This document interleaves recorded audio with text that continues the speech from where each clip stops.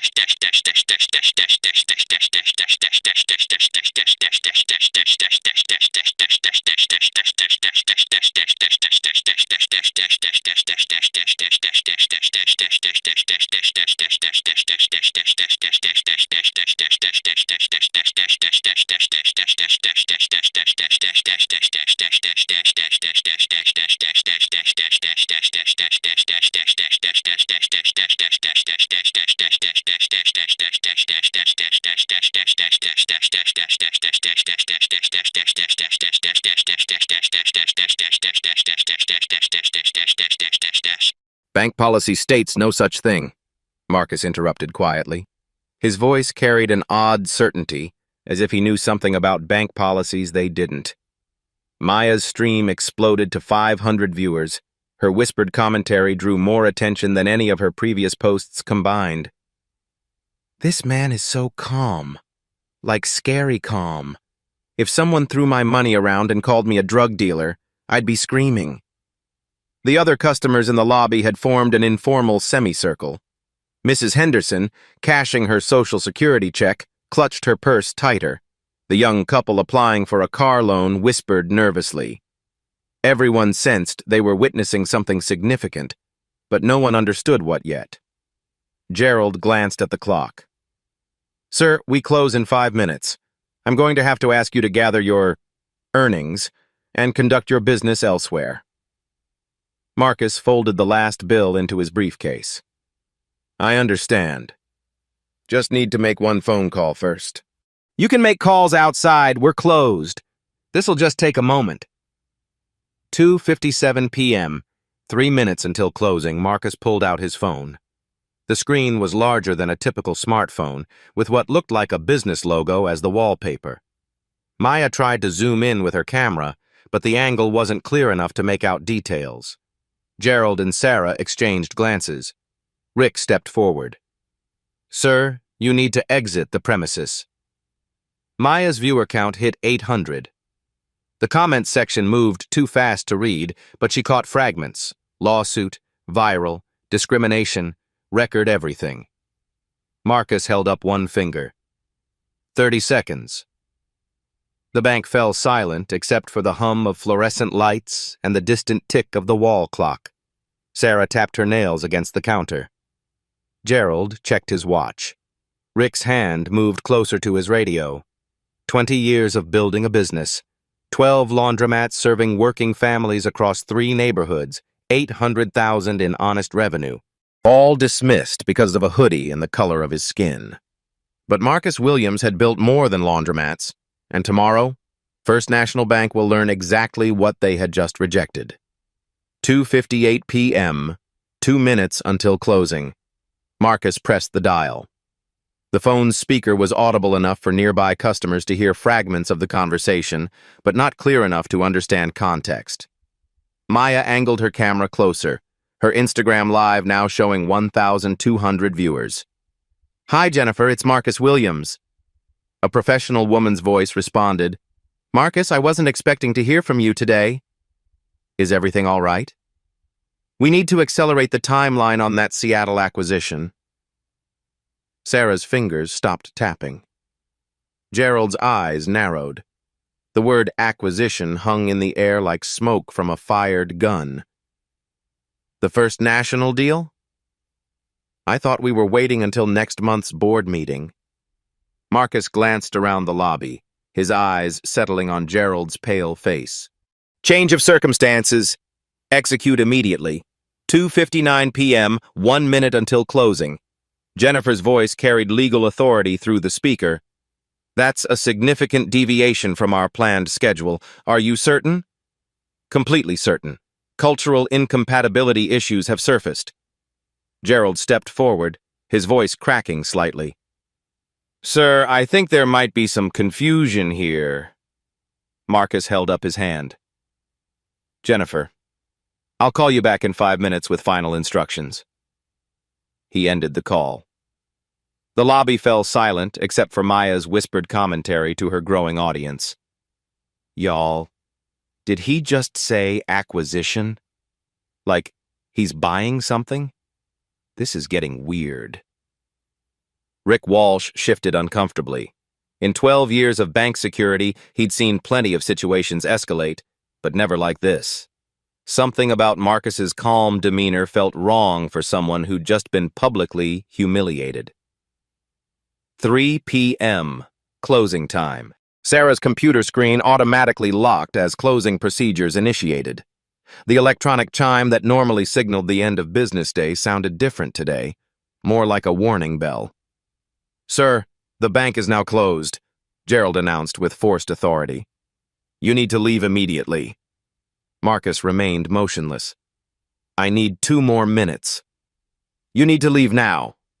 Rick's voice carried the weight of policy and procedure, but lacked personal conviction. Maya's stream exploded with comments. "Someone Google this dude. This is about to get crazy. Marcus Williams, Seattle acquisition. Oh, snap." Her follower count hit 1,800. She'd never had this many people watching her content, and she sensed she was documenting something significant. Other customers began gathering their belongings, but nobody left.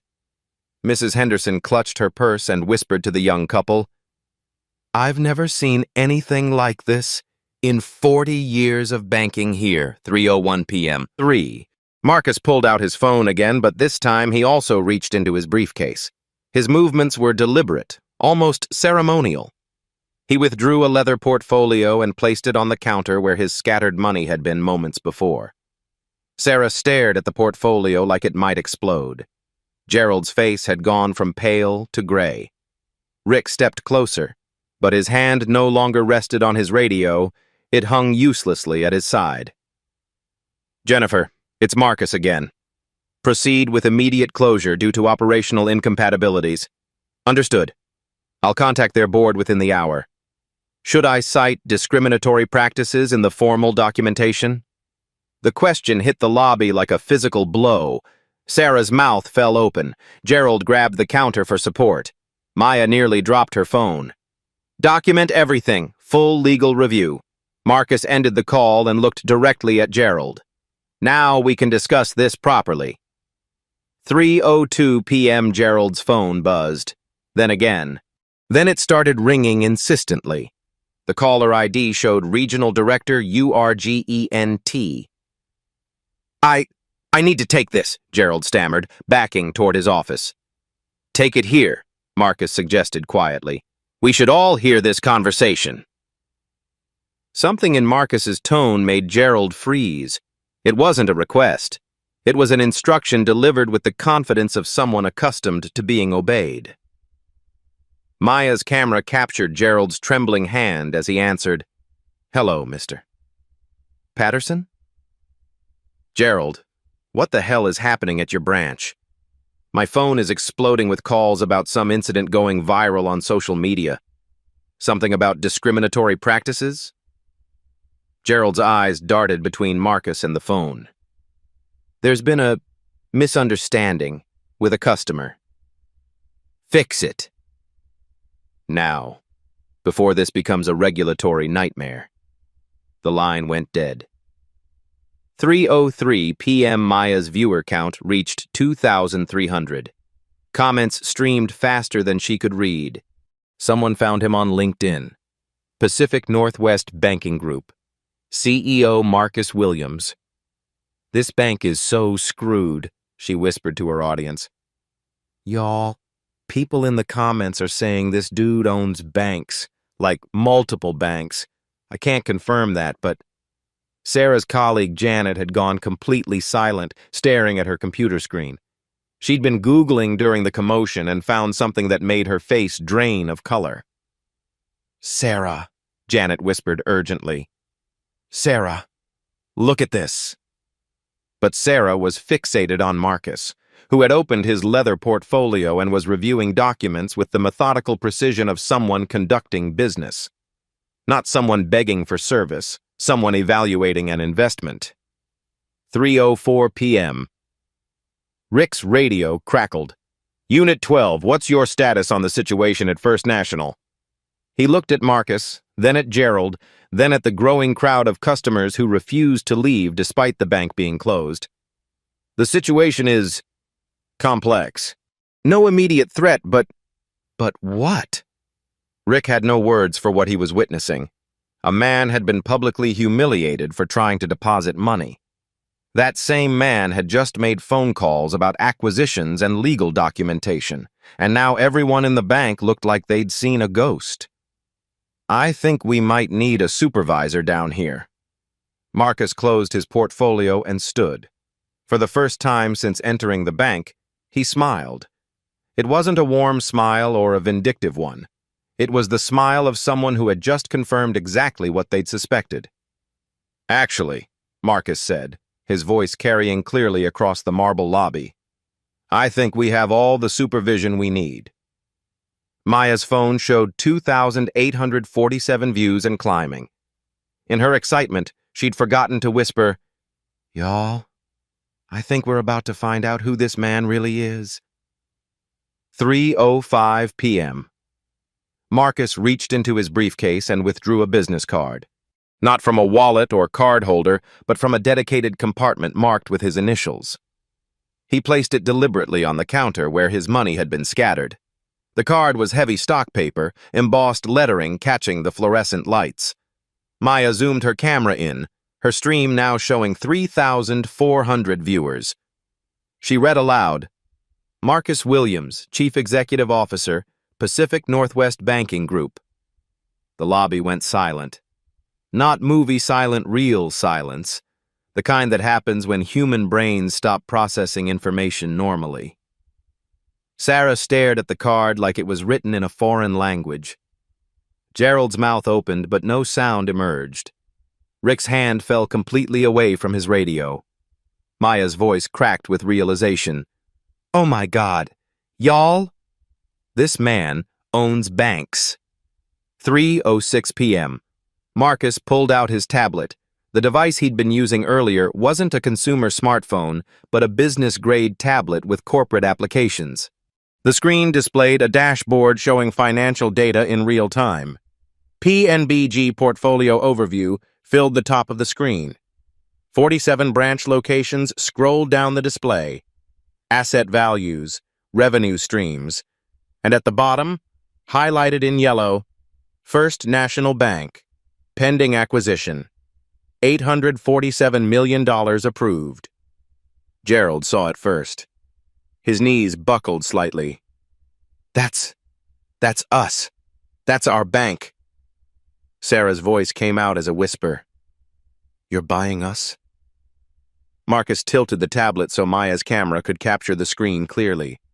Her 3,400 viewers could now see documented proof of what they'd been guessing in the comments. Was buying you, Marcus corrected. Past tense. 3:07 p.m. Gerald's phone erupted with calls. The screen showed Board Chairman, Regional Director, Compliance Officer. He let them ring. Mr. Williams, Gerald stammered. There's been a terrible misunderstanding. No misunderstanding. Your employee called my legitimate business revenue drug money. She threw it on the floor and stepped on it. You supported her actions. This interaction has been documented by... Marcus glanced at Maya's phone. Now 3,800 witnesses. Maya's comment section moved too fast to read, but fragments were visible. Holy shit. Bank CEO getting discriminated against. This is about to be legendary. Sarah's getting fired, 3:08 p.m. Sarah found her voice, though it shook badly. Sir, Mr. Williams, I didn't know. You didn't know because you decided based on appearance. You saw a black man in a hoodie and assumed criminality. That assumption cost your bank an $847 million acquisition. The number hit like a physical blow. Sarah's face went white. Gerald grabbed the counter with both hands. Marcus continued, his voice never rising above conversational level. More importantly, it revealed institutional bias that makes this organization unsuitable for partnership with PNBG. 3:09 p.m. Maya's stream hit 4,200 viewers. Her whispered commentary had become unnecessary. The conversation was dramatic enough without narration. Rick's radio crackled again. Unit 12, supervisor en route. What's the situation? Rick looked around the lobby. A bank CEO had been publicly humiliated by staff who were now facing economic devastation. Thousands of people were watching live. His training had covered many scenarios, but not this one. The situation is resolved, he said into the radio. No police response needed. Marcus heard the exchange. Actually, Rick, you might want to stay. This conversation isn't over. The authority in Marcus's voice was unmistakable now. Not the authority of someone demanding service, but of someone accustomed to making decisions that affected hundreds of employees and millions in assets. 3:10 p.m. Gerald's phone finally stopped ringing and immediately started again. This time he answered the speaker, his hands shaking too badly to hold the phone properly. Gerald, this is Patricia Carter, board chairman. I'm getting reports of a viral video involving discriminatory practices at your branch. Please tell me this is not what it appears to be. Gerald looked at Marcus, then at the tablet still displaying PNBG's acquisition documents, then at Maya's camera broadcasting to thousands. Patricia, there's been an incident with a customer who turns out to be the CEO of the company that was acquiring us, Marcus finished calmly. Was acquired. That deal is now terminated due to cultural incompatibility. Silence on the phone. Then Patricia's voice, tight with controlled panic. Mr. Williams, is that you? Yes. Sir, on behalf of First National's board, I deeply apologize for any... The apology should come from your staff. But first, we need to discuss how this incident reflects your institution's training, policies, and corporate culture. 3:11 p.m. Maya's viewer count reached 4,847. Her phone battery was at 12%, but she didn't dare stop recording. This was the biggest story she'd ever stumbled into. Sarah slumped against her teller station. The mathematical reality was crushing. Her assumption had cost the bank nearly $1 billion and likely dozens of jobs. Gerald tried once more. Mr. Williams, surely we can work through this misunderstanding. Marcus closed his tablet and returned it to his briefcase. Gerald, there's no misunderstanding. Your employee's behavior was recorded by multiple witnesses and broadcast live. The evidence is clear. He picked up his business card from the counter and held it up for Maya's camera. However, I'm not interested in destroying careers or institutions. I'm interested in systematic change, and that conversation starts now. Maya whispered to her audience. Y'all, I don't think this story is over. I think it's just beginning. 3:12 p.m. Marcus opened his briefcase with the methodical precision of someone conducting a board meeting. Inside, organized in labeled sections, were acquisition documents that Gerald now realized had been intended for his bank. First National Bank, incorporated March 15, 1987, Marcus began, reading from comprehensive financial statements. Annual gross revenue, $47.2 million. Net profit margin, 6.8%. Current market share of regional deposits, 2.3%. Employee count, 134 full-time, 67 part-time. He placed the documents on the counter where Sarah had scattered his money 15 minutes earlier. The irony wasn't lost on anyone present. Each page represented months of due diligence that had just become worthless. Maya's live stream showed 5,200 viewers, her battery warning flashing urgently, but nothing could make her stop recording now. History was happening in real time, and she was the primary witness. My company's acquisition budget for this quarter alone, $2.1 billion. Your entire institution represents less than 0.4% of our available capital. We acquire banks your size as routine quarterly activities. 3:13 p.m. Gerald's phone continued buzzing with calls from board members, regulatory contacts, and media outlets who had caught wind of the viral situation. He didn't dare answer with Marcus standing 3 feet away. The power dynamic had shifted so completely that the bank manager now felt like a trespasser in his own building. "Mr. Williams," Gerald attempted, sweat visible on his forehead. "Surely there's a way to salvage this situation. We can make this right." Marcus pulled out a second set of documents, these marked with official federal seals. Washington State Banking Code, Title 30A, Section 12. Financial institutions engaging in documented discriminatory practices forfeit regulatory protections during acquisition proceedings and face immediate FDIC review status. The legal citation hit Gerald like cold water. His banking background told him exactly what that meant.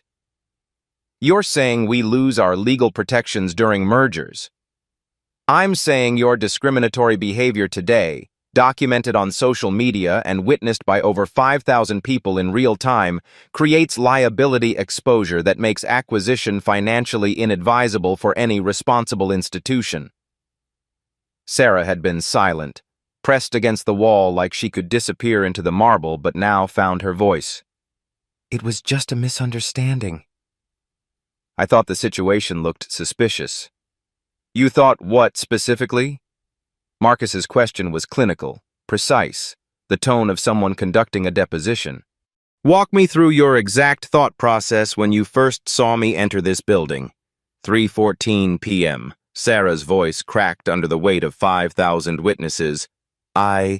You were dressed casually, and the cash amount was unusually large for individual deposits, and the small bills seemed..."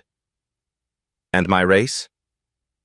Did my race factor into your assessment?" Silence filled the marble lobby like a concrete setting. Maya's camera captured Sarah's face as the question hung in the air. The live stream comments exploded faster than her phone could display them. "She can't even say it. Caught red-handed with discrimination.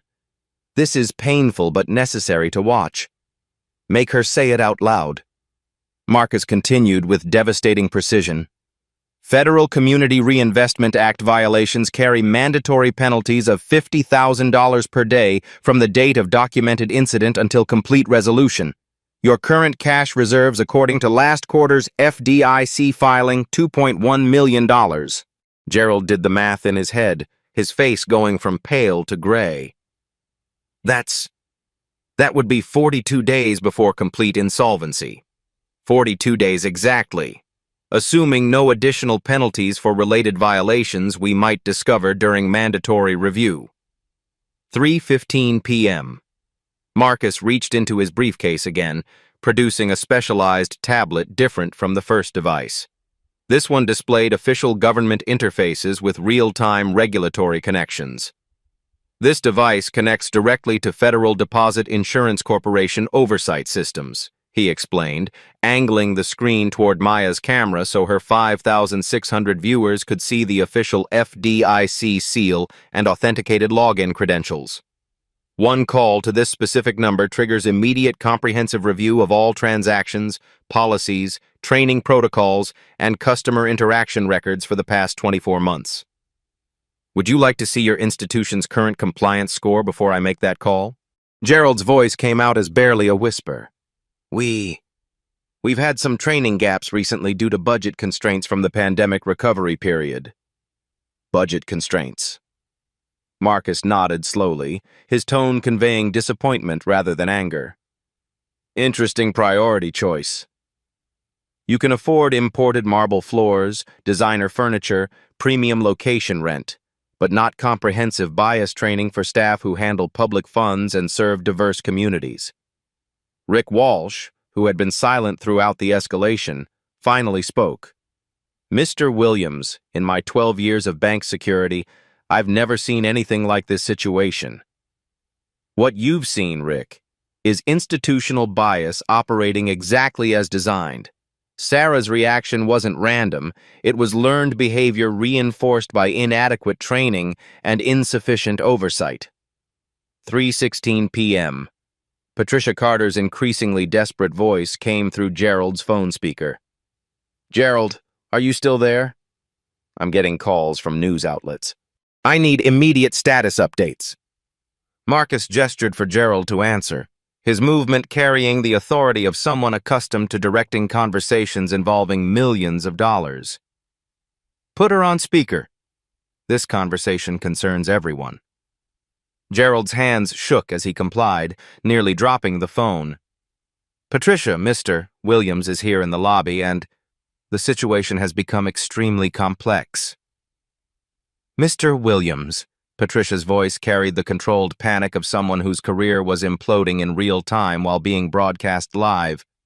"Sir, I want to personally and professionally apologize for any disrespectful treatment you received from our staff." "Patricia, your apology is noted and recorded by our current audience of 5,600 live witnesses. However, I'm significantly more interested in systematic solutions than individual contrition or damage control." 3:17 p.m. Marcus opened to a specific page in his acquisition documents, one marked with red tabs indicating critical information. "Your bank's primary credit facility, wire transfer capabilities, and electronic payment processing all run through Capital Holdings West. Are you familiar with that financial institution?" Gerald nodded slowly, professional dread building in his expression as understanding dawned. "Capital Holdings West is a wholly owned subsidiary of Pacific Northwest Banking Group. We hold your essential credit lines, process your wire transfers, manage your ATM network infrastructure, and provide your electronic payment systems. Essentially, your day-to-day operational capacity depends entirely on my company's continued cooperation." The mathematical reality crushed down on everyone present like a physical weight. Sarah leaned against the wall for support, her designer heels clicking against marble. Gerald gripped his phone with white knuckles, understanding that his bank existed only at Marcus's discretion. Maya whispered to her 6,100 viewers, "Y'all, this man doesn't just own banks. He owns the infrastructure that makes banking possible for this entire region." 3:18 p.m. Marcus pulled out a detailed regional banking map, spreading it across the counter with the care of a general planning strategy. Red dots marked PNBG locations. Blue dots showed current partner institutions. Yellow dots indicated active acquisition targets. Green dots represented completed acquisitions from the past 2 years. First National appeared as a single, isolated blue dot surrounded by an overwhelming sea of red. 47 branches across 3 states, with 12 additional acquisitions completed in the past 18 months, Marcus explained, his finger tracing connections across the map. "Your institution exists within our comprehensive ecosystem, whether your management team realized it or not. Every electronic transaction you process, every wire transfer you send, every ATM withdrawal your customers make, every credit card payment you facilitate, our systems make it possible." Gerald stared at the map like it was a terminal medical diagnosis. "You could shut us down completely. I could terminate your operational capabilities within 48 hours. But that would harm your customers and employees, most of whom had absolutely nothing to do with today's discriminatory incident. I prefer surgical precision over wholesale devastation." 3:19 p.m. Sarah finally found the courage to speak directly. What exactly do you want from us?" "What would make this right?" Marcus looked directly at her for the first time since revealing his identity, his gaze steady but not cruel. "I want you to understand that your assumptions today didn't just insult me personally or professionally. They revealed deep institutional bias that affects every customer who doesn't fit your narrow, prejudiced profile of acceptable clientele." He pointed to Maya, still live streaming despite her phone's critical battery warning. This young woman began documenting everything because she instinctively recognized injustice when she witnessed it occurring. 6,000 people are watching right now because discrimination resonates as fundamentally wrong regardless of who experiences it. 3:20 p.m. Marcus closed his briefcase but deliberately left the financial documents spread across the counter like evidence in a courtroom. Here's exactly what happens next. I'm giving your institution one single opportunity to demonstrate genuine, measurable commitment to systematic change. Gerald leaned forward desperately, sweat staining his collar. What do you need? Comprehensive training programs? New policies? Complete staff restructuring? We can implement anything you recommend. Not recommended. Requirement. As non-negotiable conditions for maintaining your essential operational relationships with all PNBG subsidiaries. Patricia's voice crackled through the speaker with resigned desperation. Mr. Williams, we formally accept whatever conditions you establish. Marcus smiled for the second time since entering the bank. This smile was different. It contained possibility rather than judgment, hope rather than condemnation. Excellent. Because genuine systemic change requires systematic implementation with measurable outcomes, and I have very specific, non-negotiable requirements that will transform how this institution operates permanently. 3:21 p.m. Marcus pulled a prepared document from his briefcase, not financial statements this time, but a comprehensive reform protocol.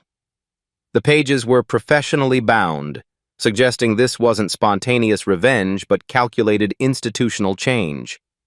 Sarah Mitchell, Marcus said, addressing her directly. You're suspended immediately, pending full investigation of your customer interaction patterns over the past 24 months. Gerald's phone rang before he could respond. The caller ID showed Regional Compliance Director. He answered the speaker, his voice barely steady. Gerald, this is Janet Morrison from Regional. We're receiving reports about discriminatory practices at your branch. I need you to suspend any employee involved immediately while we conduct a full review. Sarah's legs gave out slightly. She leaned harder against the marble wall, understanding that her career was ending in real time, broadcast to over 6,000 witnesses. Janet, I'm here with Mr. Marcus Williams from Pacific Northwest Banking Group. Gerald replied, his voice cracking. The suspension is already in progress. Mr. Williams is there? Gerald, do you understand the magnitude of this situation? Put me on speaker. 3:22 p.m. Janet Morrison's voice carried the authority of someone who'd spent 20 years managing compliance disasters. Mr. Williams, this is Janet Morrison, Regional Compliance Director. I'm driving to your location immediately to personally oversee remediation efforts. That won't be necessary, Janet. I'm implementing comprehensive reform requirements right here, right now. Marcus opened his reform document to the first page. Maya adjusted her camera angle to capture the text, her 6,400 viewers straining to read the details. First requirement, mandatory bias recognition training for all customer-facing staff. Not online modules or PowerPoint presentations. In-person facilitation with external diversity consultants, followed by quarterly reinforcement sessions. Gerald nodded frantically. Absolutely. We can arrange that within 14 days. Not weeks or months. Days. 3:23 p.m. Marcus continued reading from his protocol. Second requirement, customer dignity standards with measurable compliance metrics. Every interaction with customers carrying over $10,000 in cash will be recorded via body cameras, with footage reviewed monthly by third-party evaluators. Sarah found her voice, desperation breaking through her shock. Body cameras? That seems excessive for banking. Sarah, you threw my money on the floor and called it drug money. Body cameras seem like basic accountability, not excessive oversight. Maya whispered to her audience, Y'all, he came prepared with an entire reform plan. This wasn't just about making a deposit, this was about changing the system. Patricia Carter's voice crackled through Gerald's speaker. Mr. Williams, we accept all your requirements. What else do you need? 3:24 p.m. Marcus flipped to the second page of his document. Third requirement, technology integration. I'm installing bias detection software in all 47 PNBG locations. This system analyzes interaction patterns, identifies discriminatory treatment by demographic data, and flags disproportionate service delays or policy applications. He pulled out yet another tablet, this one displaying software interface screenshots. The system tracks average wait times, service quality scores, and transaction approval rates across customer demographics. Any statistical disparities trigger automatic management alerts and mandatory retraining. Gerald stared at the screenshots like they were written in code. Does this software exist? My company developed it after acquiring 3 banks with similar discrimination issues. Pattern recognition prevents individual bias from becoming institutional policy. 3:25 p.m. Rick Walsh, who had remained silent through most of the confrontation, stepped forward. Mr. Williams, I want to say something. Marcus nodded for him to continue. In 12 years of bank security, I've seen plenty of situations escalate, but you never raised your voice, never threatened anyone, never demanded anything unreasonable. You just let the truth speak for itself. Truth backed by evidence, Rick. Emotions fade, but documented facts create lasting change. Maya's viewer count hit 7,100. Her comment section exploded with responses. This is how you handle discrimination. Intelligence over anger. He's teaching a masterclass right now. 3:26 p.m. Marcus turned to the 3rd page of his reform protocol. 4th requirement. Public accountability measures. This bank will publish quarterly diversity reports showing customer satisfaction scores by demographic categories. The reports will be posted on your website and submitted to local civil rights organizations for review. Gerald's face went pale again. Public reports. Our competitors will see our internal metrics. Your competitors will see your commitment to equality, unless you prefer they see viral videos of your staff discriminating against customers. Patricia's voice came through the speaker with resignation. We'll publish whatever reports you require, Mr. Williams. 3:27 p.m. Sarah pushed herself off the wall, finding strength for one final attempt at salvaging her career. Mr. Williams, I made a terrible mistake. I was wrong about you, wrong about the situation. Can't we find a way for me to learn from this and do better? Marcus studied her for a long moment. The lobby fell silent except for Maya's whispered narration to her 7,400 viewers. Sarah, this wasn't your first discriminatory interaction. The investigation will reveal patterns spanning months, possibly years. Customers who looked like me, dressed like me, spoke with accents, wore religious symbols, all subjected to enhanced scrutiny, while others received standard service. Sarah's mouth opened to protest, but no words came. However, Marcus continued, I'm not interested in destroying lives. I'm interested in education, 3:28 p.m. Marcus flipped to the final page of his document. Sarah, you'll participate in a 90-day intensive bias recognition program at company expense, not as punishment but as education. Upon completion, you'll speak at other financial institutions about unconscious bias and its real-world consequences. Gerald looked stunned. You're giving her a second chance? I'm giving her an opportunity to transform a career-ending mistake into meaningful advocacy. People learn more from reformed discriminators than from perfect saints. Maya's camera captured Sarah's face as tears began forming in her eyes, not from shame, but from unexpected relief and possibility of redemption. 3:29 p.m. Marcus closed his reform document and returned it to his briefcase.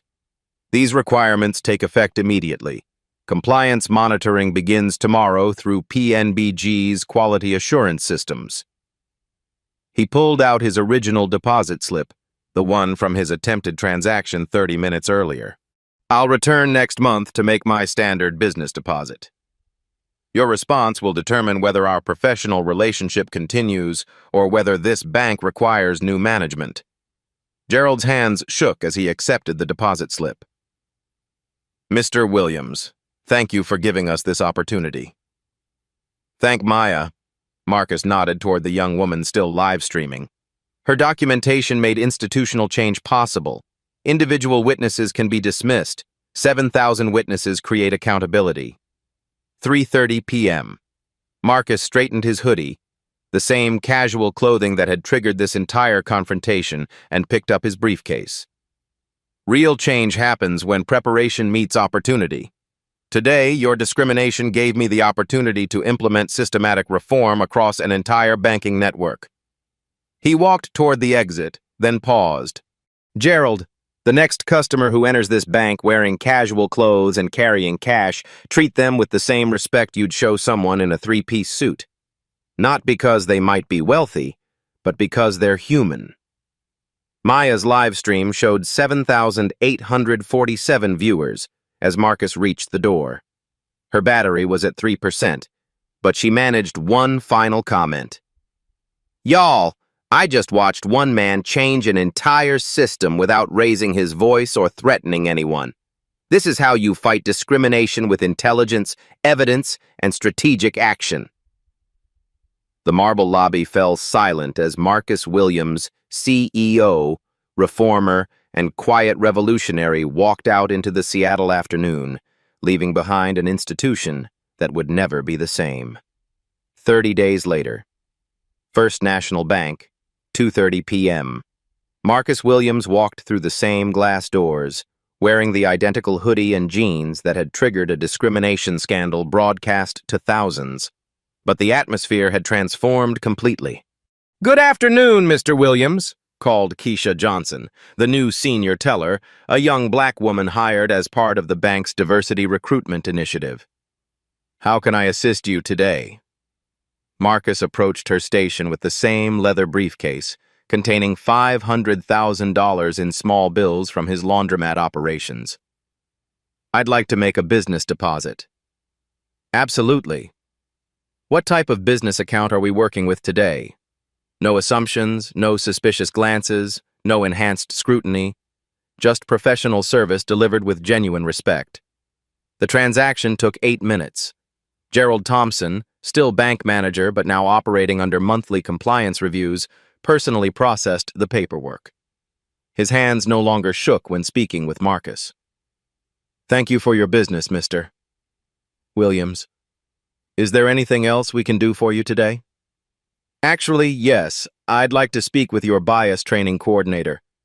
Maya's follow-up stream. Same day, 3 p.m. Maya Patel stood outside First National with her phone, broadcasting to 12,000 followers. Her audience had exploded after the original viral video earned national news coverage. "Okay, family. It's been exactly 30 days since that incredible situation went down right here," she began, her voice carrying the confidence of someone who'd accidentally become a civil rights documentarian. "I'm about to go inside and see what changes actually happened." The comments flooded in. "Still can't believe what we witnessed. Maya became a real journalist that day. You documented history." She pushed through the glass doors, camera rolling. Inside the bank. The new reality. Carmen Rodriguez, the newly hired customer dignity advocate, approached Maya immediately. Her badge displayed the bank's updated motto: "Every customer, equal respect." "You must be Maya," Carmen said warmly. "Mr. Williams told us you might visit. The entire staff wanted to thank you personally." Maya's camera captured the lobby's subtle changes. Multilingual welcome signs, diverse staff behind every station, and a mounted tablet displaying real-time customer satisfaction scores by demographic categories, currently showing 4.8 out of 5 across all groups. "This is incredible," Maya whispered to her 12,000 viewers. They actually changed everything. Sarah's redemption. In a surprising turn, Sarah Mitchell appeared from the training room, wearing a simple black dress instead of her previous designer outfit. She approached Maya and Marcus, who had finished his deposit. "Maya, Mr. Williams, I wanted to speak with you both," Sarah said, her voice carrying genuine humility. "I've just completed the intensive bias recognition program. Tomorrow I will start speaking at other banks about unconscious discrimination. Marcus nodded approvingly. How do you feel about that responsibility? Terrified and grateful. I understand now that my assumptions weren't just wrong, they were harmful to every customer who didn't fit my narrow expectations. Maya's live audience watched as Sarah continued. I've learned that when you judge people by appearance, you don't just insult them. You deny yourself the chance to serve them properly. The ripple effect. Gerald joined the conversation, carrying a folder of documents. Mr. Williams, our monthly compliance report shows remarkable improvements. Customer satisfaction is up 34%. Complaints have dropped to 0. And we've had inquiries from 6 other regional banks requesting copies of our reform protocols. Marcus smiled. Systematic change creates systematic results. Maya's viewer count hit 15,000 as people shared the stream. Her comments section exploded with reactions. This is how real change happens. Intelligence over anger always wins. Maya changed the world by pressing record. The Banking Dignity Initiative launch. Marcus addressed Maya's camera directly. Today, we're announcing the Banking Dignity Initiative. $1 million dedicated to bias training across the financial industry, with partnerships across 12 civil rights organizations. He pulled out a professional announcement. Every month, mystery customers will test banks for discriminatory treatment. Results will be published publicly. Institutions that fail receive mandatory reform. Those that excel receive recognition. Carmen added, "We're the first bank to volunteer for monthly testing. We want to prove that change is possible." Maya's platform growth. Maya turned her camera to selfie mode, addressing her audience directly. Y'all, when I walked into this bank 30 days ago, I had 400 followers and a work-study job. Today I have 15,000 followers and 3 journalism internship offers.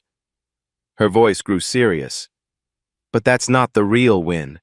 The real win is that tomorrow, when another person walks into a bank looking different from what employees expect, they'll be treated with dignity instead of discrimination. The intellectual victory. Marcus straightened his hoodie one final time. Real power isn't about destruction or revenge. It's about using preparation, evidence, and strategic thinking to create lasting change. He looked directly into Maya's camera. When someone discriminates against you, don't let anger drive your response. Document everything. Gather evidence. Think strategically. Then create change that helps everyone who comes after you. Personal legacy. Sarah stepped forward for her final comment. I was the villain in this story. But Mr. Williams and Maya gave me the chance to become an advocate instead of just a cautionary tale. Gerald nodded. This bank is better now. Our customers are better served, our staff is better trained, and our community benefits from the change. Marcus concluded, Marcus, change happens when preparation meets opportunity. Your voice matters. Your experience matters. And your documentation might be exactly what creates the breakthrough moment. Call to action. Maya faced her camera for the final time. Have you experienced discrimination in banking, retail, or any service industry? Share your story in the comments below. If this inspires you, share it with someone who needs to see that quiet dignity can create powerful change. Hit that follow button to join 15,000 people who believe in turning challenges into opportunities. Remember, document everything. Stay calm. Think strategically. And never let anyone convince you that discrimination is acceptable, no matter how subtle. Subscribe to Blacktail Stories for more accounts of ordinary people creating extraordinary change through intelligence, preparation, and persistence. Your story could be next. Your voice could create the change someone else desperately needs to see. Final frame. The camera captured Marcus, Sarah, Gerald, Carmen, and Maya standing together in the marble lobby where discrimination had been transformed into systematic reform Individual hatred had become institutional healing, and one viral moment had created lasting change for thousands of future customers. Maya's final whisper to her audience: "This is what victory looks like."